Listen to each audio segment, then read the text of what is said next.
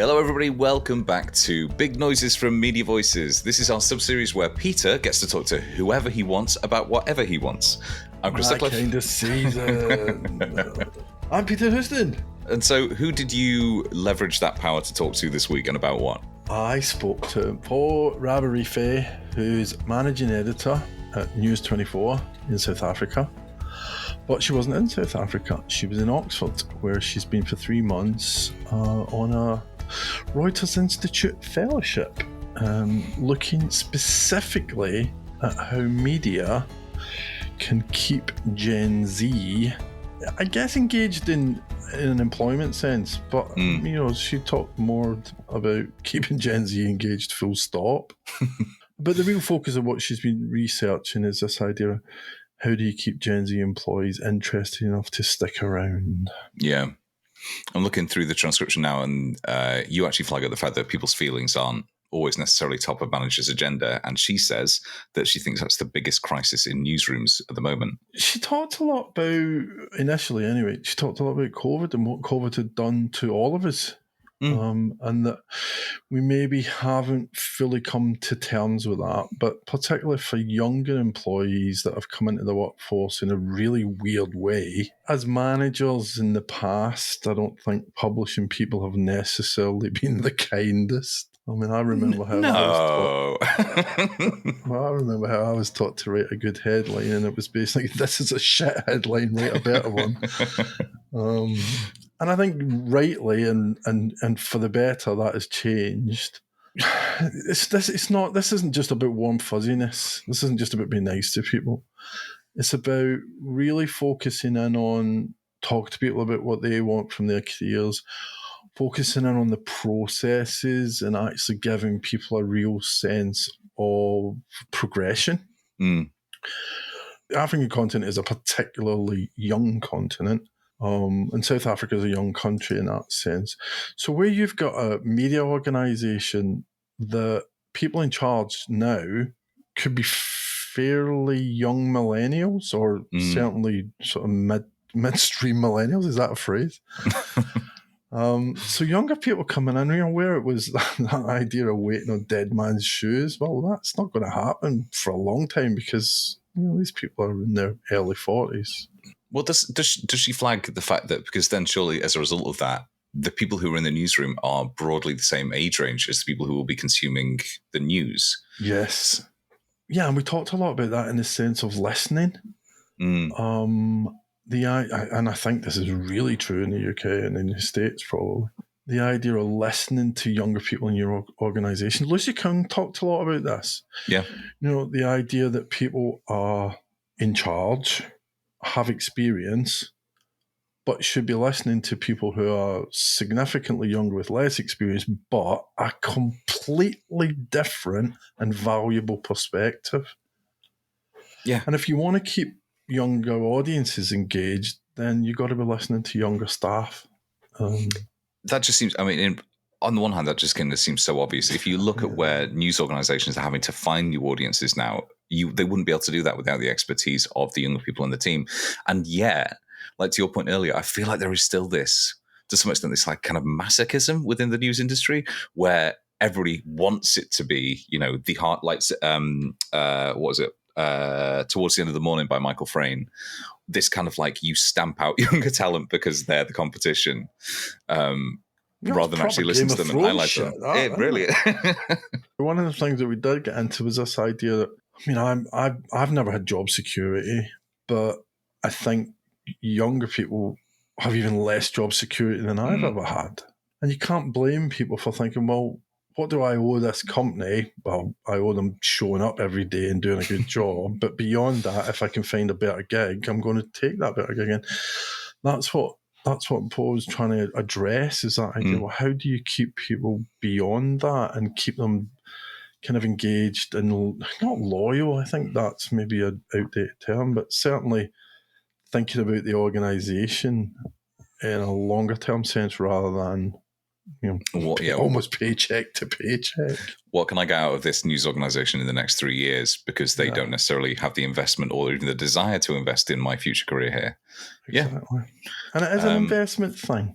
it's the word that she used was nurturing, and nurturing takes time, and it takes attention. Her role as managing editor has really become about people. Her entry into journalism is really interesting. She talks about going to her sister's office as a kind of summer job type role, and her sister was a photographer. And she just absolutely loved it. She got the buzz. She got bitten by it in a way that you don't hear people talking about very much anymore. It's like proper, oh my God, deadlines. And she worked at an agency for a while, and she loved that because it was just constant. Name was never on a story, but you had to turn the stories around really quick. And that was interesting, listening to someone who just properly focused on the journalism. But obviously that romance of it. Yeah. Oh, it was fun. I mean, it's definitely one that old guys like me should probably be paying attention to, because we don't necessarily think about these things naturally. We don't necessarily think, oh, it's my job to make my staff happy. We've got that kind of, oh, it's my staff's job to make me happy. My old boss used to say, don't bring me problems, bring me solutions. Well, I think what's changed is that's a two-way street now. Yeah. And I think that's a good thing. It's definitely a good thing. That makes for better organisation. She talked about the Washington Post doing some really interesting stuff. Well, looking forward to that. Looking forward to editing it, actually. But for now, just want to take a moment to pay the bills and say thank you to Glide Publishing Platform for the support this episode and the entire series. We've spoken about them over the last 7 episodes. If you don't know them yet, they're a content management system for publishers, which means you don't need to get involved with software, having to spend your time, money, and more importantly, all your resources reinventing your CMS over and over and over again. They get on with doing all the content management for publishers of all sizes. So you can just get on with running titles and sites and being a success. There's no need to get roped into building any of that backend tech. You can just use their cloud services and away you go. So if you want to know more, you can have a look at gpp.io, give them a check, and thanks again to them for their support. Thank you. I did it again. Did you hear my voice? It's just started cracking. Maybe your voice is finally breaking or something. Can a voice break in reverse? I hope not, because that's all I have is this calm and enunciative lower register. If I don't have that, I've got nothing. So, Peter, how did you actually begin the interview then? As always, I asked some folk how she got into what she's doing and what she actually does as the managing editor at News24. Okay, so I am Mpho Raborife. I'm from Johannesburg, South Africa, born and raised in Dobsonville, Soweto. And I got into journalism actually through my sister, although I'm not sure she was aware of what she was doing. I was, when you're in high school, teachers say, oh, you write well, like your essays, you should think about, going into these kinds of skills when you apply for university, blah, blah. But that's what I always had in the back of my mind. But I used to go to my sister's place of work during high school for assignments. So if I needed to print something out or have a place to work that had internet access. And she was a photographer at a daily newspaper called The Sowetan. But by the time I was in high school, she was now deputy photo editor. So she was on the desk. She wasn't in the field. So it was easier for me to go to her place of work. And so I grew up in the newsroom. Watching deadlines, end of day deadlines, watching the papers up, subs, layout, rushes for sudden breaking news, changing of first front pages, all of that. And so that's when the bug bit, the adrenaline, the excitement, the no 2 days are the same. And so we applied to go to an institution that was recognized for its journalism. So I started at Boston Media House, then went to Rhodes University, graduated at Wits University. And then my first internship that I got was at Forbes Africa, a magazine called Forbes Africa, which was really nice. But something happened there that made me realize, okay, I don't think I can start my career in a niche publication. You'll remember the Marikana massacre in 2012 when over 30 miners were shot and killed by the South African Police Service. There was protesting for better wages. And I'd covered that story, a press conference by the Mpho union leader. And I remember going back to the office, and because of the way the magazine industry works, you have to tell, like, what you're covering now is for 2 or 3 months time. So what's happening in July, we've already done the magazine for July 3 months ago. Yeah. So it's not breaking news. And it broke my heart that I couldn't do that story justice because it would have been old by the time that our magazine went out. That's when I realized I wanted to get back into general news reporting. And so I joined the South African Press Agency, and I was just soaking it all up. It was heaven on earth. You know, a wire agency is so fast paced. You get thrown into everything. No one has a beat. You have no name. Your name is just Sapa or Reuters or AFP. You know, no one knows who you are. You just churn out the stories. And that was the best schooling I could have had. I really loved working at a wire agency. It taught me how to be an all-rounder. And so that place, unfortunately, got closed down. It was struggling financially, got liquidated. And so I had to find a place of work. And fortunately, News 24 was one of the companies that were taking in journalists from the wire agency. And so I got a spot there as a general news reporter, and I've been here since 2015 as a general news reporter, moved my way up into deputy news editing in coastal and in inland. Night news editing, I did a stint there, and now I'm currently managing editor. What's a managing editor's job? What do you do? So I've had to define it myself because it's a relatively new job. There's only been 2 predecessors before me, and they all did different things. So mine is the first one that's people-centric. So my 3 main responsibilities are people, operations, and strategy. So I basically help the editor-in-chief manage all 108 of us in the newsroom. So we're spread across 4 offices and 4 provinces, with the main ones being Joburg and Cape Town, and then you've got the Eastern Cape and KwaZulu-Natal. So I help him run everyone on a daily basis, operationally, just to make sure that everyone needs everything to perform at their optimum. The machine is well oiled. I'm very present in a large part of our recruitment. I run our intern recruitment. And then I'm also on the Employment Equity Forum. So over and above being one of the senior managers in the newsroom, I also have to have my employment equity cap on because you know the history of South Africa and how we were previously disadvantaged as people of color. So I always also have to bring that lens into any room that where we discuss recruitment, skills, talent, because of the situation currently in South Africa. And our unemployment rates are the highest in the world, and they affect mostly black Africans.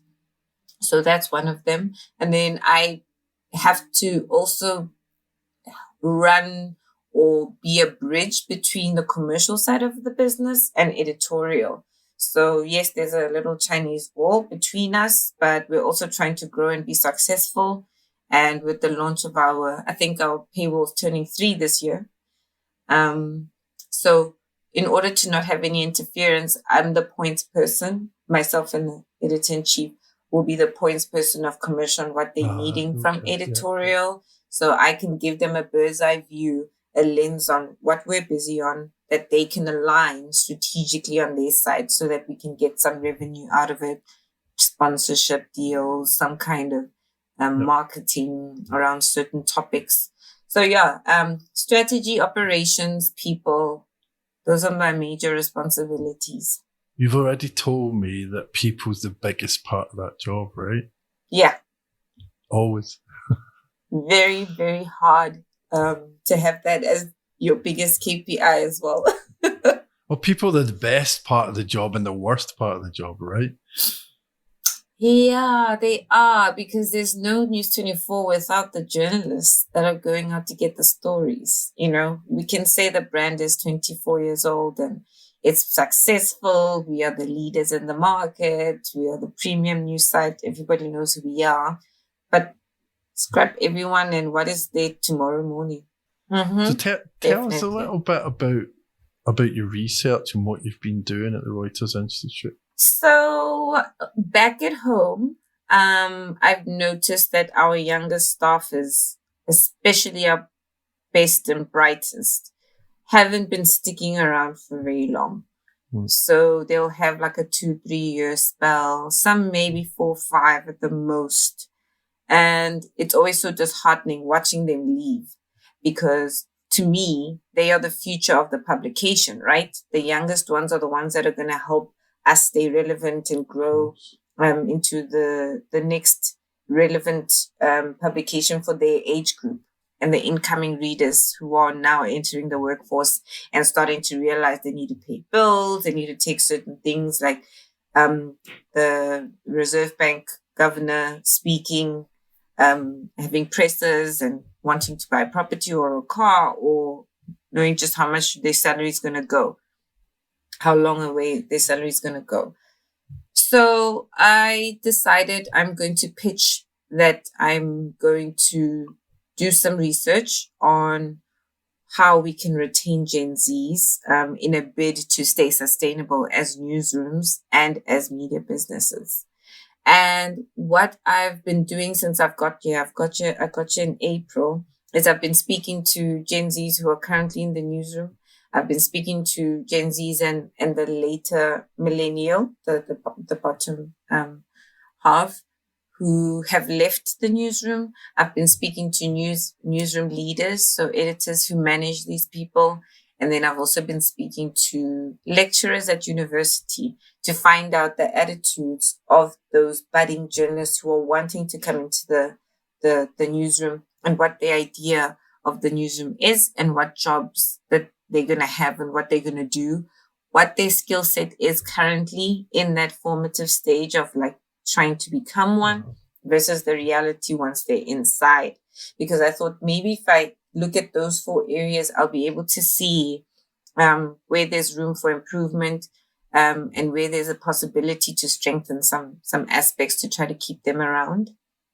And this is all in a bid to reach the market as an audience, not of those not necessarily wanting to be journalists, but wanting to consume some kind of news, wanting to be up to date with what's happening.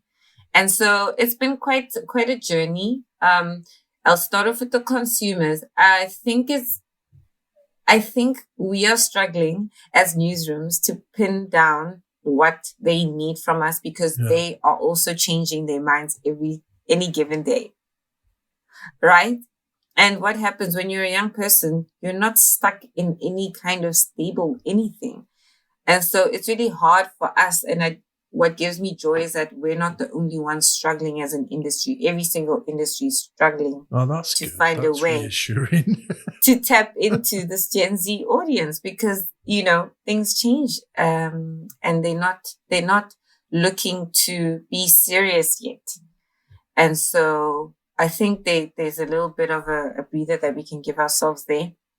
They do have big worries on their shoulders. They are starting to study / work in a time that is financially, economically very vulnerable and fragile, and it doesn't look good for them. They're going to be, coming into a world where they're not going to be affording a lot of stuff. The cost of living is affecting everyone, but even them, because they're entry level, which means that they're earning the very least in their livelihoods. They're also stressed and anxious. They come from a pandemic at a very young age. So whether that's socially or educationally, they've just had disruptions that the previous generations didn't necessarily go through. And so it's kind of exaggerated, emphasized, or made them a little bit more exposed and vulnerable to anxieties, stress, their mental health. But it's also forced them to take it seriously and to protect it, to be protective of it, which has kind of led a force industries to not be able to ignore it or downplay it or sweep it under the rug as we have done in the previous years. So that's been something that's been valuable that has come. One of the questions I was going to ask you on that is, do you think that we do, general media does a good job or a bad job of acknowledging the difference there. Because I know recently in the UK, there seems to be, and in the States actually, seems to be a lot of sort of anti-Gen Z stories. I'll tell you for News 24 specifically, because I did the numbers. We are majority millennial in our staff workforce. Yep. Majority of our members are millennial. I'd say over 70. And then we've got 6 Gen Zs, two are permanent staffers and 4 interns. So it's an annual program. So they may not get jobs at the end of the year. And then we've got baby boomers and Gen Xers, which is like for small, like 3-5% representation. And so I think with news, when you see angles like that, it's coming from an outsider's point of view, looking at a population like on a petri dish under a microscope, right? Which says a lot about who's at the table deciding what angles we should decide on, write about. What we should write about, the angle we should take. And that speaks to one of the things that I actually cover in my research, to say, if we want to tap into that audience, we need to acknowledge the very Gen Zs that are in our own newsrooms, because those are their peers and friends. And when they are outside of our newsroom, they're also looking for content to read that's relevant to them. Yeah. Do they have a place at the table in those newsrooms? And then when you read what you're saying about the angling, the attitude, the sentiment, the tone, that tells you very much that maybe they're not being given a seat at the table to help the team find a better way to speak about and to that audience. So go back to what you originally said about your role about inclusion. You know, you try and see that the employment process through an inclusion lens. Obviously, Gen Z, that's another aspect to that. It's not all about race or gender. There's a age aspect to it the same way. So have you come up with any answers? So the thing is, Peter, in South Africa, we're a very young country. Over 50% of South Africans are under the age of 39, and that's the same as our readership. And majority of South Africans are obviously Black Africans. So that's the lens that I always try to bring into the recruiting room. It's difficult. I'm not going to lie to you, because journalism is also an industry. It's an industry where you need skills, right? Yep. And sometimes some things can be taught, but sometimes you need that the raw talent that can be honed into something a little bit more polished. And there are times when it's very difficult to find an EE candidate. That's what we define everybody who's previously disadvantaged, which includes women and people with disabilities in our company specifically. It can be difficult to find the set of skills that you need from a business point of view for that department in that group or that pool that you're trying to prioritize in balancing the previous disadvantages. And so it's a hit and miss. I'm going to be honest with you. We don't always get the preferred candidate being an EE candidate. Unfortunately, it can be a white male who is the best in the country doing that. And that's who you hire, because that's the skills that you need in your newsroom. So it's give and take. You need to, from my perspective, you need to do a dance. You need to know where there's room to tap into that pool, because they're rich with those skills and there's definitely not going to be any pushback. And then you need to know when to give in and say, look, we don't have, we're very limited in this scope. And that's also a signifier, which I really want to push with newsrooms, to say, when you get those moments where you find actually there's a very few people who have this set of skills and they're mostly white, mostly male, that's when we should get a wake-up call as newsrooms to start nurturing our own in-house talent, so that they can eventually, over time, maybe through mentoring from these senior specialists, become the next group that is rich and diverse, that is offering not just our newsroom, but the industry, those set of skills. Because this isn't just a newsroom-related transformative journey. It needs to be all over the country. So those are some of the ways that I'm trying to, where there's a problem or stumbling block or an obstacle, see what the solution is, and then try to feed it into our newsroom and create like a mindset change. That word nurturing is really important, but the way media is run, I'm assuming all over the world, there's no money for nurturing, right? It's just get it done, make some money, and then move on to the next thing. Nurturing's a long-term thing. It is a long-term thing. I will say I do think there is money. I think the downside or the possible stumbling block is in them leaving before they became the thing that you wanted them to become. Sure. I think that's the bigger challenge with our industry. We definitely, I'll speak strictly for Media 24, but there's a very, very high prioritized culture of learning, developing, training that happens in the company. And there's always room for that. What I will say on it though is, and I spoke to this to one of the Nigerian editor-in-chief of Zikoko. I don't know if you've met Ruth, but I spoke to her about this to say that over and above the nurturing and the talent, you need to make sure that there's a succession plan. I think people want to see that you have a plan for them. They don't want to show up at work, especially when they're driven and ambitious. They don't want to show up at work and keep doing the same thing every day. They want to know that you're in the room strategizing about how Peter is really great at this. And in a year's time, in 6 months' time, I want them to get to this. But there's the obstacle I think newsrooms should be wary of is how much do you really know that your talent is having those conversations in those rooms. It's all good and well for Peter, who's editor-in-chief, to be sitting at the top and be giving that talk to the managers to say, this is how I want our teams to be nurtured. I want everybody to feel like there's a plan for them and please have it. But what I'm finding is there's a gap between that trust that's being placed on editors and then not knowing what actually happens in a one-on-one. Because I find from what I've heard when I speak to junior reporters is that sometimes that conversation is not happening. It's an exercise to say, I've written this many stories in the past 6 months.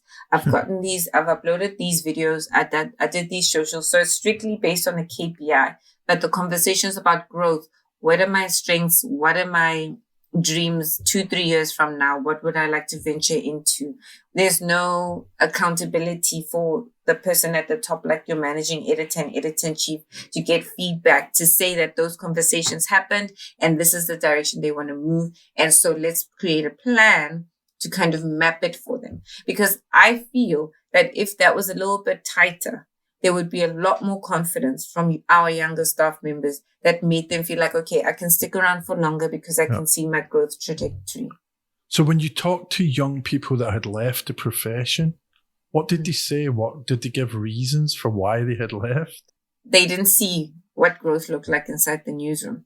Not everybody wants to be an editor, but also, like I told you, the bulk of our newsroom is millennials. Our editor-in-chief is like the eldest millennial. So he's in his early 40s. He's not going anywhere anytime soon unless he decides to, I don't know, elope or something. So when you're a 25-year-old who has won awards and has worked with, because you're driven and passionate, right? You're 25, 27. You've pitched events, you've been allowed to run with this and that. At some point, okay, fine, I'm approaching 30 and I want to see, okay, I want to buy a flat with my partner. I want to adopt a dog or maybe have a kid. I need a salary increase. And unfortunately, in our industry, you don't get an increase unless you threaten to leave or you get promoted upwards. So, or you leave and come back. So those things start playing around in your mind. And you start looking at, okay, so who are the seniors here? What does it look like? Is there an opportunity for somebody to get out and a position to be made open? Would I be able to step in there? Probably won't, because you haven't managed anyone. You may be a specialist at this one skill, but they would probably want to keep you doing that skill because that's what's been giving us the readers. You're pulling them in. And so if you're wanting to grow and you're really young and you're not seeing opportunities, you get demotivated and then you find an outlet. So the two that I spoke to, both of them left the newsroom, so they didn't go to a competitor. One left completely and the other one went to the business side and is earning a much better salary. That will always be a factor. Don't tell people that. So it's those kinds of things that are getting them to leave. And I think if there was a bit more transparency in the succession plan, you don't have to necessarily say you're going to be editor-in-chief in 2027, right? But you can show me that in 2024, 12 months from now, this is where we'd like you to be as a business. And these are the things, giving the accountability back to you as an individual. These are the things I need you to do over the next 12 months so that you can get to this level, right? So it's we're meeting them halfway, and it's a relationship and a commitment and a trust building. What happens to newsrooms or to publishers in general that don't listen to what you're saying? Just to take a step back, our industry is not the kindest when it comes to your mental health, well-being, and work-life balance. But we are all here because we have a passion, somewhere inside us, that fire of wanting to be an active citizen in your own country, helping to keep your democracy alive, doing the right thing, calling power to account. But what I've realized is what the pandemic did was rocked people's lives so much that they are willing to take a step back from the cause and the passion and the fire if it means that they are feeding their well-being and creating a work-life balance and valuing other aspects of their lives, which is their families and friends, or even just themselves, if they're not, mothers or fathers and stuff. So people are leaving our industry, not staying in the industry, getting another job. Tech is taking a lot of our talent because a lot of tech companies are tapping into the skill set that we already have. The salaries are better, but also the work life. They get their weekends, they get their evenings, they get to have dinners, all those things. So it's very expensive. If you're not willing to meet them halfway by being flexible, empathetic, and understanding, you're going to have to start looking for talent.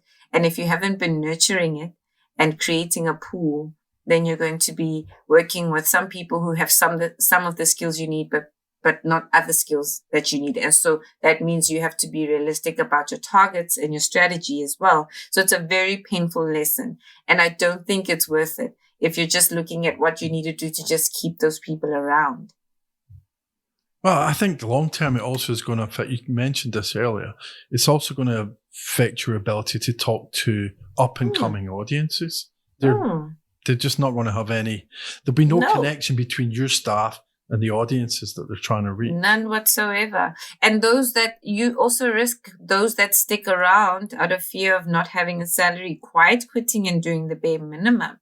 And that's the last thing you need, because nothing fresh comes out of people doing bare minimum, nothing creative. That's not where innovative ideas are born. All the things that come out of, all the things that I've been part of in a newsroom have been out of me being bored enough to say, okay, this is, I do breaking news every day, but my mind wants to work on something else. Let me work on a good news project. Let me work on 100 Young Mandela's project, and you don't get that from a staff member who's not motivated, who's not into where they're working, who's just showing up and being on autopilot. Yeah. So after 3 months looking at this and talking to people, and also spending time, I guess, with 30 people from 13. From other 13, 13. So those people from other countries and other media sectors, are you optimistic about how media is going to deal with this issue? I'm not sure, Peter. I'm literally going back home to a full 5-day return to office policy from my own company. And there are different attitudes towards it. Some people thrive on it because of South Africa's current situation with the electricity energy crisis. It's actually better to be working at an office for 5 days a week than to have to be load shed and move around at home. But there's different attitudes, right? I think there are some newsrooms who are not in touch with the pulse of the workers at the very lowest entry level coming up. There's a risk in being in a bubble mindset. And that will also speak to just before return to office. It will speak to how they would have approached mental well-being. One of my classmates who had a very senior Indigenous reporter resign from their newsroom, a very senior reporter, resigned due to the fact that after they covered the coronation, they faced, in a comment they said they faced some racial abuse online, and the company's lack of intervention and assisting with that reporter and how they handled that led to them feeling let down.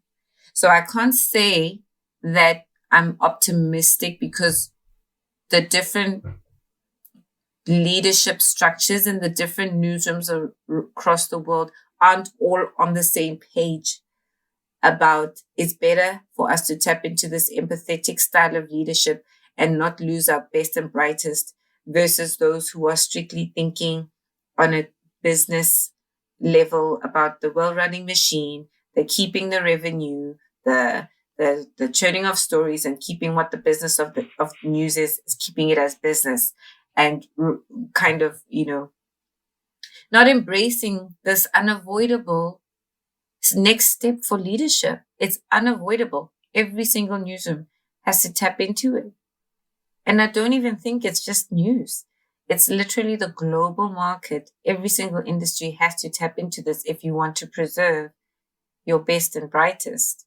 So I can't say I'm optimistic. I'll just take it on a case by case based on the newsrooms that I've been in and gauging on the kind of reception that I get from top management. When I go back home, I'm going to present this to our top management. And even then, I'm not sure because, like I said, we've just instituted a strict 5-day return to office policy. So I'm not sure what had led to that decision being made. I don't think it was a great idea, but I'll be able to hear what the motivation for it was when I get home. And I hope that my research that they paid for me to be here for 3 months. And so I hope that they will take this research that I present to them seriously and try to create some kind of plan. I wanted to tell you that Washington Post has something called a Next Generation department. And so I thought that was really incredible to see a business really establishing a unit that's targeting this audience in a very intentional and deliberate way.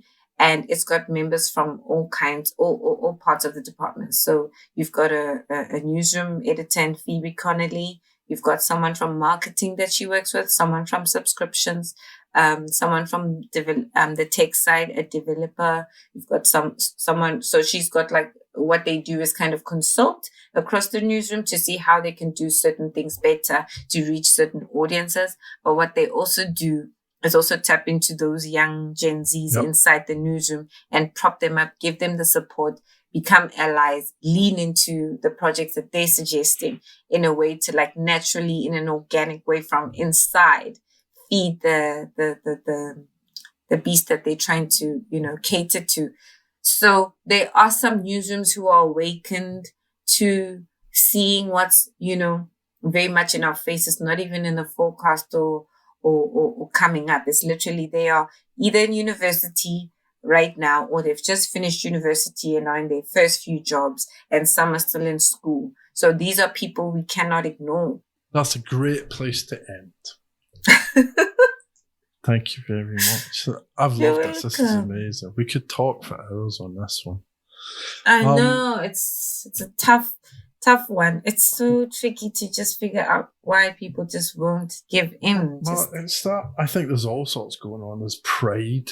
I think, the older generation talks about, kids having it easy or whatever. So that's part of it. Also, there's a financial aspect to it, which is we all know too well. And I think also looking at what you've said, the younger people don't know what they want, and I think that's good. It used to be, certainly from my age, you got a job and you stuck it as long as you possibly could until you either got a better one or you got made redundant or paid off or whatever. Yeah. And it's not like that now. There's much more personality and personal decisions involved in it. Definitely. On this point that you're making, my classmate from Japan, which is a culture very much like that, of the first job you get is a job that you have until you retire. And even in Japan, which is a very strict and, some could say rigid, but there's like this is the way that we do things. And even they're having this problem of young people who are like, actually, no, I don't want to stick around here forever. I don't see the projection of this company going in a direction that I see my career going in. And so I'm tapping out, which is new. And they are also grappling with, what do we do? Because we've always trusted that everybody would step in line and do the societal thing. Yeah, no, it's definitely changed. You're so right on that. And I think sometimes we say, it's done. COVID's done, the pandemic's done, everything's back to normal. It's not, it's changed. It will never be normal again. We have to find a new normal. And I think what you're saying about pride, I think part of it is probably what I feel as a young person in a newsroom and why sometimes we have stumbling blocks, whether it's managing people or leading. It's because usually the person whose responsibility it is to get the ball rolling is in denial about their own trauma or their own experience or their own. So they're not ready. If you're not ready to deal with the trauma you experienced in the pandemic and how it changed you, you're not going to be able to empathize with your employee who was changed and shifted after that, right? Yeah. And so I think that's something we're not speaking about. And this is just me making a mental observation, but I really think I'm onto something here. Yeah. In that those who are struggling to meet the team where the team needs to be met is because they haven't done it with themselves first. Mm-hmm. Thank you so much to Mpho there. Thank you, Peter, for doing the interview. And thank you again to Glide Publishing Platform for their support this episode and the entire series. And thank you to the listeners as well. This has been a really interesting season to edit because I haven't been involved in the interviews at any stage. And obviously we're doing things slightly differently without Esther. So it's all really been on Peter's shoulders to get all this done. So it's been fascinating to hear it. Looking out. To be honest. It's been a blast. Nice. Well, this isn't necessarily sort of the end of the format, is it? We could always do this. It's our podcast. Well, we can do what we want. We've got a special bonus edition teed up for maybe September, which I am seriously looking forward to. We're not telling anyone who it is. That is a trade secret, an industry secret. Properly looking forward to it. Very nice. Well, look forward to that and look forward to next week when we're going to be back with another Big Noises episode. But for now, thank you so much for listening and... Bye-bye. Goodbye. Entertainment's finished, eh? Goodbye. Well, we should get some helium. Do an entire episode just... An episode on helium. How cool would that be? Special prize for anybody who sits through the entire episode.